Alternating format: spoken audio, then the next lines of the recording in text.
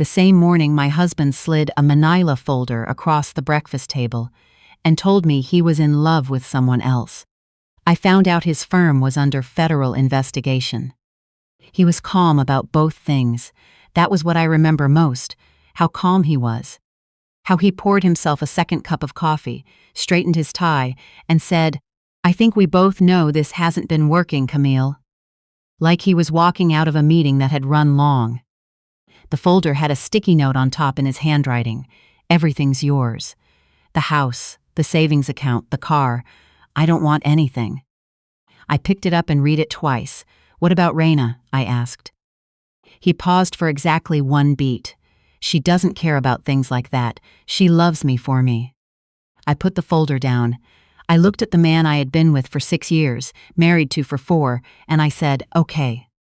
That was all. He seemed surprised I didn't cry. What he didn't know was that 2 nights earlier, I had been digging through his home office for the quarterly tax documents. We always filed jointly, and I always organized everything. I found the tax folder. I also found a certified letter from FINRA tucked behind it, dated 3 weeks prior. I read it slowly, once, then placed it back exactly where I found it. The letter described an ongoing regulatory review of his firm's client fund accounts. There were discrepancies, the kind that don't resolve themselves quietly. So when he sat there telling me he was leaving and I could have everything, I thought, "You have no idea what everything even means right now." I just said, "Okay." We filed the paperwork that Friday at the courthouse downtown. The clerk at the intake window had the practiced boredom of someone who processes endings for a living. She handed us a number, told us Illinois law required a 60-day waiting period before the divorce could be finalized, and stamped our intake form without looking up. Julian took the stamped copy. His hands were steady, deliberate, the hands of a man who had planned this. "Make sure you show up in 2 months," he said to me, not unkindly, but with the finality of someone closing a deal. I nodded. "I'll be there." He was already checking his phone as he walked away. I saw the corner of a smile, soft, private, the kind I used to see when he was texting me from across a room at a party.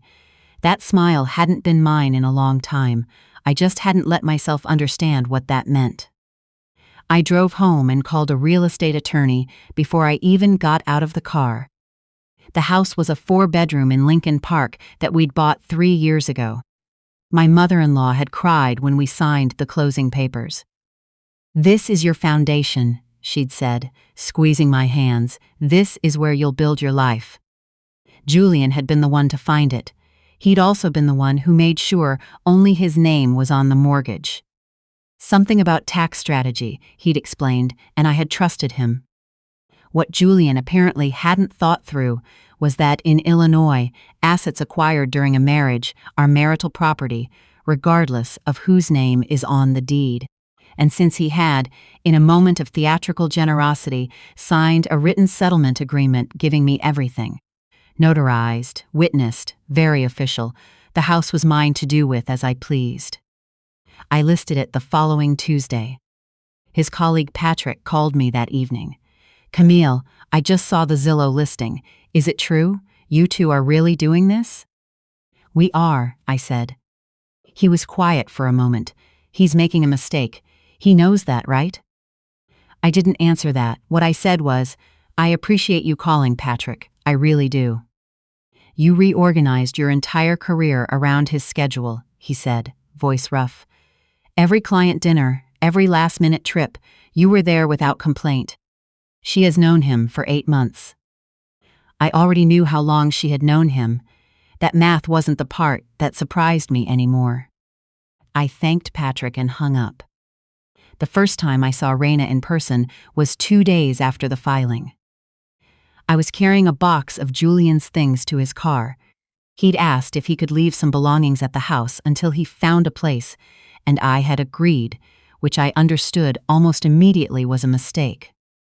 The following Saturday, he showed up with her. She had the specific energy of someone who expects to be looked at. Late 20s, hair down, the kind of casual outfit that costs $400.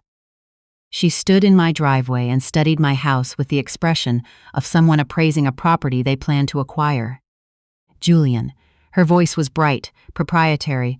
Why are you taking your things? She should be the one leaving. Julian looked uncomfortable. Raina, I told you, the house is part of the settlement. What settlement? She turned to look at him, the brightness dropping a few degrees. What does that mean exactly? He started answering her quietly. I stood in my doorway and watched, a very specific calm settling over me. She had not known about the written agreement. She had been told he was leaving me, but not what leaving me actually meant, not the details. Raina, I said pleasantly, why don't you take a look at what he's packing? She looked. His boxes were full of his things, his suits, his golf clubs, the framed photo of his parents from their place on the kitchen wall. Her face changed. Julian. Her voice was different now. You signed away the house?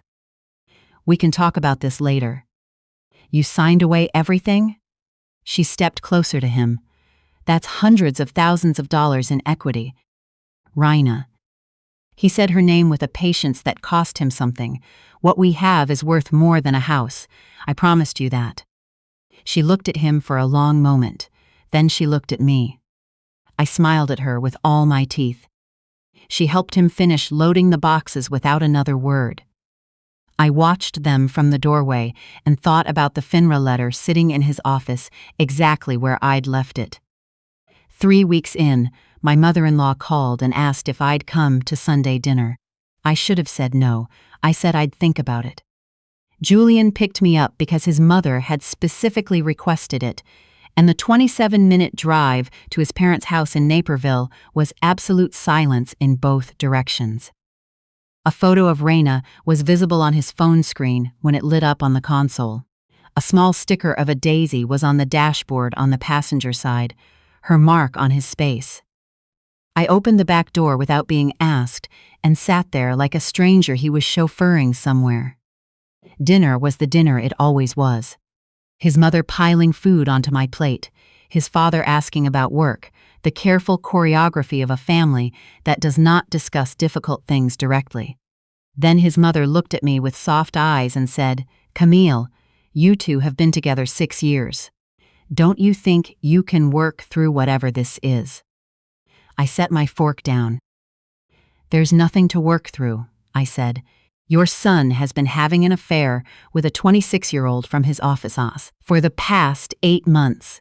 He signed over the house and the savings to me, and in about 5 weeks we'll sign the final papers. I'm not coming back. The table went quiet in that particular way that means everyone has stopped breathing at once. His father turned to Julian slowly. Is this true? Julian nodded. He was looking at the table. Her name is Raina. I know how it sounds, but I love her and I'd like you to meet her soon. I think you'll understand when you do. His father stood up. What followed was not a quiet conversation. His father said things that were between a father and a son, and the son had no choice but to sit there and take them. At one point, his father said, You have a wife who restructured her entire career to support yours, and you're throwing that away for someone who has known you less than a year? And Julian had nothing to say to that. His mother cried. The dinner sat untouched and getting cold. When it was over, his mother turned to me, eyes red. Camille, don't make any permanent decisions yet. I've already made them, I said gently, and I need you to respect that. Julian caught up with me in the driveway. Did you do that on purpose? You asked me to dinner, I said. He ran a hand through his hair. My parents will never accept her now. I thought about telling him that his parents were genuinely the least of his problems right now. Instead, I said, That's between you and your parents, Julian. It doesn't involve me anymore. I called a rideshare and waited at the curb. The offers on the house came in fast. Lincoln Park in May practically sells itself. I accepted an offer 9 days after listing, $12,000 over asking, closing in 6 weeks. I put a deposit on a 2-bedroom condo near my firm, something with south-facing windows and exposed brick. something I could design from scratch without anyone else's preferences factoring in. I had just signed the closing documents when Julian called, his voice stripped of its usual composure. "There's a for sale sign on the lawn." "Because I sold it," I said. "Camille." The edge in his voice was something new, something that didn't quite stay controlled. "We haven't finalized anything yet. You didn't think to discuss this with me?" "The settlement agreement gives me full authority over marital assets. You signed it. Your attorney witnessed it." I kept my voice even. "I'll have the rest of your things couriered to your office." Silence stretched between us. "I thought you'd stay," he said, finally quieter. That was it, I understood. He had expected me to stay in the house. To be there when he needed to collect the rest of his things, to be reachable, familiar, a door he could come back and knock on. He had given me everything because he assumed I would hold it in place. I had sold it. "Good night, Julian," I said. 4 weeks after the filing, the Chicago Architecture Biennial hosted a cocktail reception at the Cultural Center. I went with my colleague from the firm, and we were celebrating her new commission. Julian was there. His company did consulting for 2 of the event's major donors. He was in his best suit, working the room, Raina on his arm in a red dress that had clearly been chosen for exactly this kind of event. She saw me first. She crossed toward me with the purpose of someone who has decided that offense is the only option. "Camille, small world." "It really is," I agreed. She settled herself against Julian's arm in that way that is less affection than statement. "We're actually celebrating tonight. Julian just brought on a significant new client." Julian looked like he would rather be discussing anything else. "Congratulations," I said. She leaned in, dropping her voice to a register that was not actually quiet. "I want you to know I don't have any bad feelings about this." Julian came to me. "I didn't go looking for a married man." I looked at her. Then I looked at Julian, who was staring into his drink with great intensity. "You're right," I said. "He did come to you." She waited for more. I gave her nothing. After a moment, she laughed, a half-beat too bright, and steered Julian toward the bar. 2 hours later, I watched the gray-haired developer Julian had been cultivating all evening leave the party without signing anything. I knew his attorney from a residential project 18 months ago. I hadn't said a single word to anyone about Julian. I didn't need to. The financial news blog that had picked up the regulatory review story had published its second piece that afternoon. It was still relatively small. It was not going to stay small. The night before our 60-day mark, Julian called me at midnight. He'd been drinking. I could tell by the careful way he was forming his words, the particular effort of someone trying to sound like they haven't had 4 glasses of whiskey. "I need to talk to you," he said. "Julian." "Just listen, please," he exhaled. "Raina and I had a fight tonight, a serious one. I tried to explain the regulatory situation to her, and she didn't react the way I expected. I didn't say anything. She started asking me how much financial exposure we had. She wanted to know about the savings account I gave you, whether I could petition to get it back. She had specific numbers in her head before she started asking questions, Camille. She already knew what everything was worth. I sat with that image, Raina with specific numbers already in her head. She talked to her friend who apparently does paralegal work," he continued, "and the friend told her that the signed settlement means she can't, that if the firm faces penalties, she doesn't want to be attached to that. She said it like that, attached to that." I stayed quiet. "I miss you." The words came out stripped down, no architecture to them. I know I don't have the right to say it. I know what I gave up. But I miss you, Camille, and I need you to know that. I thought about 6 years. I thought about the Sunday mornings he would leave coffee on my nightstand before getting in the shower, because he knew I couldn't function before caffeine. I thought about the way he used to call me from work sometimes just to say nothing was wrong. He just wanted to hear my voice. I thought about a certified letter tucked behind the tax folder. "Julian," I said, "you don't miss me. You miss having someone in your corner who isn't keeping score. That's not the same thing." He was quiet for a long time. "Get some sleep," I said. "I'll see you at the courthouse tomorrow." I wore a new blazer the next morning. Navy, structured, something I'd been saving for the right occasion. I did my makeup carefully. I was there 15 minutes early. Julian arrived looking like he hadn't slept. Dark circles, loosened collar. The specific gauntness of someone who has been having too many difficult conversations in too short a time. Raina was with him. She was dressed impeccably, which I had come to understand was her consistent armor. We sat in the waiting area in a configuration that was almost absurd. Julian in the middle, Raina on his left, me on his right, 3 people pretending not to be aware of each other. "Harrow and Holt," the clerk called. Julian walked beside me to the window. Raina stayed back. We presented our IDs, the original marriage certificate, the settlement agreement. The clerk reviewed everything with efficient indifference. "Both parties confirm this is voluntary?" she asked without looking up. "Yes," I said. Julian was quiet for 1 beat too long. The clerk looked up. "Mr. Harrow." Something moved across his face. Not grief exactly, more like the specific moment when you understand that an error is truly irreversible. And the irreversibility itself is the worst part of it. "Yes," he said, his voice held, "I confirm." She stamped the decree. 2 copies slid across the counter. I took mine. Beige cardstock, completely ordinary, nothing about it suggested it had just closed 4 years of my life. I felt something I hadn't expected, not sadness, not relief in the dramatic sense, just a clean, settled clarity. Like a door closing properly in its frame for the first time. Julian couldn't seem to pick his copy up. His hand kept hovering without quite closing around it. I didn't wait to see if he managed it. I walked out. He followed me to the top of the courthouse steps. The afternoon was one of those sharp, forgiving spring days Chicago produces occasionally, as if apologizing for everything that came before. "Camille." I turned. He looked at me with the expression of someone looking for something they've already accepted they won't find. "Was it really that bad? What we had?"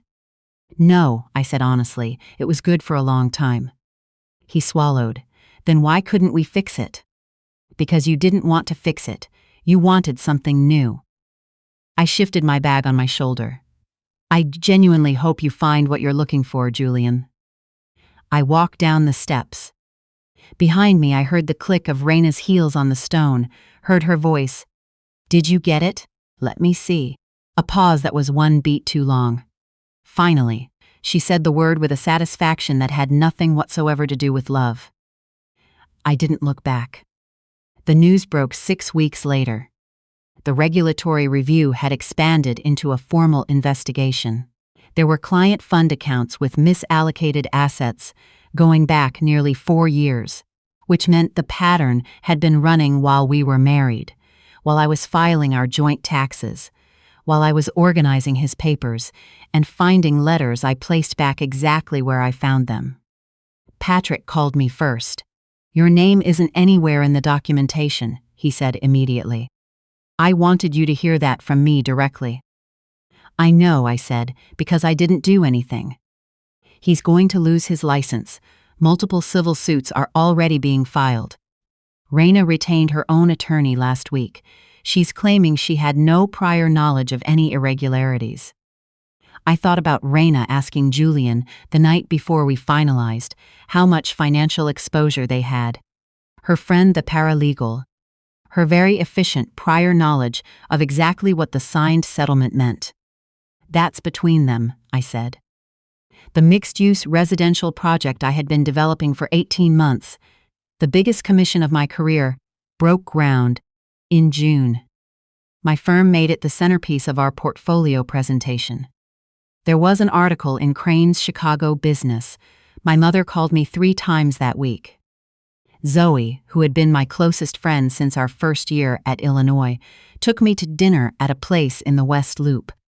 She had known about everything from the beginning, had helped me move into my new condo in a single Saturday with her SUV and no questions asked, had sat cross-legged on my bare floor eating Thai food while I figured out where to put the furniture, had not required me to be okay before I was ready. She raised her glass across the table, to the project, and to the fact that you will never again have to hear jazz guitar in your own home. Julian had been very devoted to jazz guitar. To that, I said, and meant it completely. 3 months after the divorce, I ran into Julian in the parking structure near the federal building downtown. He was alone. No Raina. He was thinner than I had ever seen him in 6 years, wearing a suit that fit differently now, the suit of a man who had bought it when he was someone else. He saw me and stopped walking. Camille. Julian. He studied my face for a moment like he was looking for something specific, some evidence of how I was doing that I wasn't going to hand him. The South Loop Project, he said. I read the Crane's piece. You should be really proud of that. Thank you. He shifted his briefcase to his other hand. The gesture was oddly formal, like we were acquaintances at a networking event. I owe you an apology, he said. Not just for the obvious thing, for not seeing you, really seeing you, for a long time. I was spending so much energy looking at everything I thought I was missing that I couldn't see what was in front of me. I waited. Raina is gone, he said, flat, no drama. She left around the time the civil suits started filing. I nodded. I was not surprised. I was also not going to perform sympathy I didn't have. I deserve where I am, he said. I've stopped arguing with myself about that. Julian. I said his name carefully. I'm not the person you need to be having this conversation with. You need a good attorney and probably some time. That's the most honest thing I can offer you. He nodded slowly. Then, if I hadn't done any of it, if I had just, would we have been okay? I thought about it genuinely. From a distance, you can actually do that. Think honestly about a thing instead of through the heat of it. I think we could have been, I said, but we'll never know. He absorbed that, filed it somewhere, let it go. Take care of yourself, I said. I walked to my car and sat in it for a few minutes before starting the engine. Not sad, exactly. Something more specific than sad. The feeling of standing at the end of a long hallway you've finally walked all the way through. Done with it. Ready to stop looking back at it. I drove home. My living room was full of afternoon light by that hour, the way I had designed it to be. South-facing windows, white walls to catch and hold it. There was nothing in the space that wasn't mine. No negotiated compromises, no accommodated preferences. Just my drafting table and my books and the print I'd owned since graduate school that I had finally hung on the wall where it belonged, because I no longer needed it to be neutral enough for anyone else. I put my bag down and stood in the quiet for a moment. My phone lit up, a text from a structural engineer at my firm, someone who had emailed me twice about load calculations on the South Loop project, and once, less professionally, to ask if I'd had a chance to try the new coffee place near the office. The Crane's article doesn't do it justice. The project is exceptional. You should be proud. I read it twice. I stood in my good light and thought about what it felt like to be proud of something you built entirely on your own terms. How different that felt from needing someone else to tell you that you'd done well. Thank you, I wrote back. I am. I set the phone on the counter and looked out at my city. Somewhere out there, Julian was carrying whatever this had cost him, alone, the way you carry things when you've exhausted everyone who might have helped. Somewhere Raina was already running the numbers on her next situation. And here I was, still building things, still standing in good light. That was enough. It was, I thought, exactly enough.